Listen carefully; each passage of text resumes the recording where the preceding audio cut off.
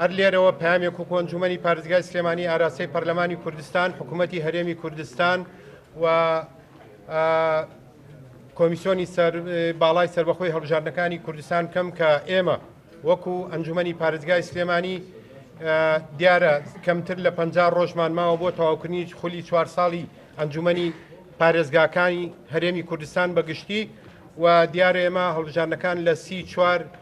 2014 بووە لە دوای 47 ڕۆژی تر ئێمە 4 ساڵی خولەکەی خۆمان تەواوەکەین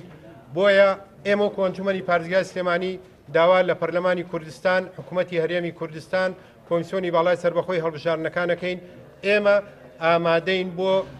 هاتنە پێشەوە هەڵبژاردننی خولی دوای ئێمە لە کات و ساتی خۆیدا و ئومێ دەکەین هەڵبژاردنەکان لە کاتی خۆیدا بکرێ و بە پێی بەشی حوتەم